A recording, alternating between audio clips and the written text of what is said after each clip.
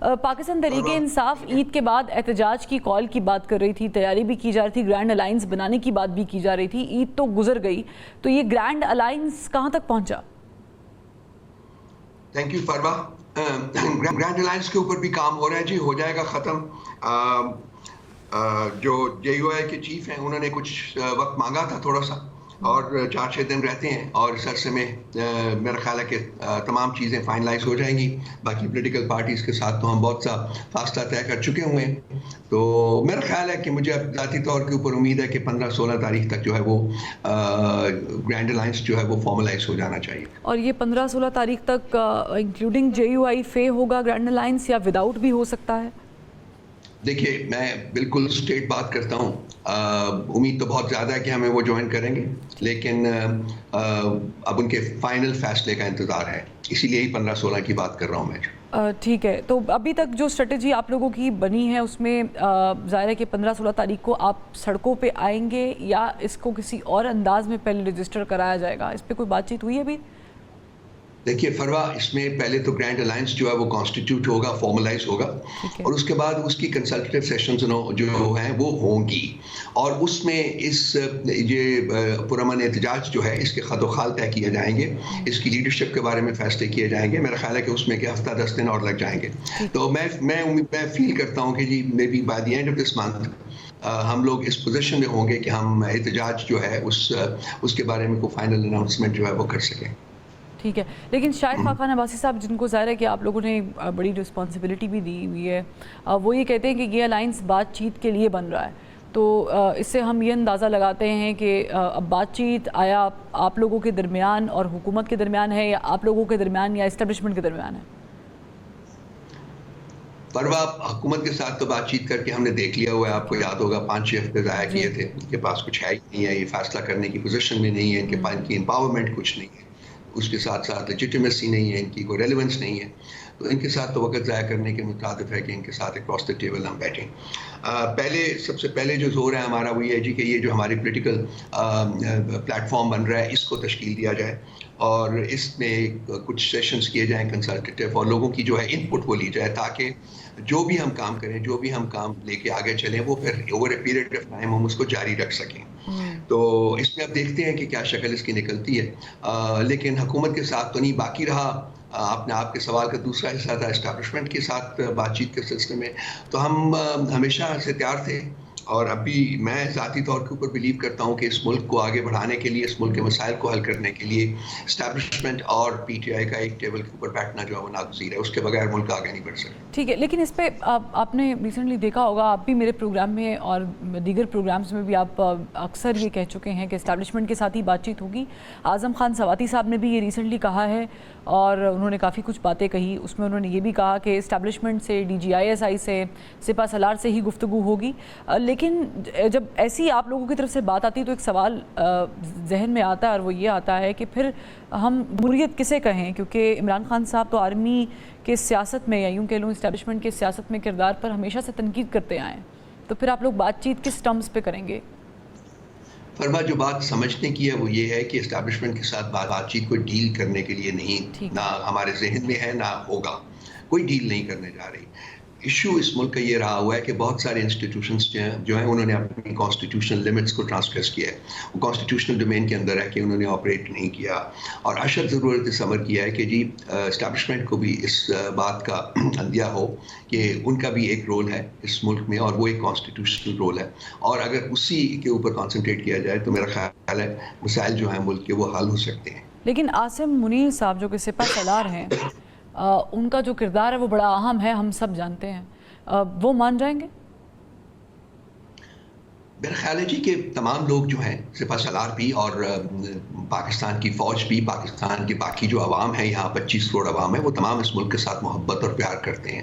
اور میرا خیال ہے کہ تمام کا ایک کامن آبجیکٹو ہے کہ اس ملک کو آگے بڑھانا ہے. اب یہ ہے کہ جو کچھ بھی ہوا ہے اس کی وجہ سے جو غلطیاں ہوئی ہیں، اس کی وجہ سے ملک جو ہے وہ اس وقت بالکل جام ہے، ملک آگے نہیں بڑھ رہا. اور میرا خیال ہے یہ تمام لوگ جو کہ اس ملک سے پیار اور محبت کرنے والے لوگ ہیں وہ اسی ملک کی خاطر اس ملک کو آگے بڑھانے کے لیے اس ملک کے عوام کو ترقی کی منزلیں طے کرنے کے لیے وہ میرا خیال ہے کہ اس بات کو سمجھیں گے اور اس کے اوپر عمل پیرا ہونے کے لیے میرا نہیں خیال کہ کوئی اتنی بڑا مسئلہ ہوگا. بات چیت شروع ہونے کی دیر ہے اور میرا خیال ہے کہ اس کے بعد کافی تیزی سے کافی جلدی سے معاملات آگے بڑھیں گے. اچھا، بات چیت شروع کرنے کے بیچ میں ظاہر ہے کہ کچھ چیزیں آف ریکارڈ ہوتی ہیں، لیکن جو پاکستان تحریک انصاف کا سوشل میڈیا ہے اور بالخصوص عمران خان صاحب کا سوشل میڈیا وہ آڑے آیا ہوا تھا، بہت حد تک قابو پایا گیا ہے کہ ایسی کوئی چیز پوسٹ نہ کی جائے کہ جس سے اختلافات مزید بڑھیں. لیکن پہلے بھی معافی کا مطالبہ کیا گیا تھا رؤف حسن صاحب، ابھی بھی شاید کہیں نہ کہیں ذہن میں معافی کا مطالبہ موجود ہے. عمران خان صاحب اگر معافی تلافی سے کام حل ہو جاتا ہے تو وہ مانگنے کے لیے تیار ہوں گے؟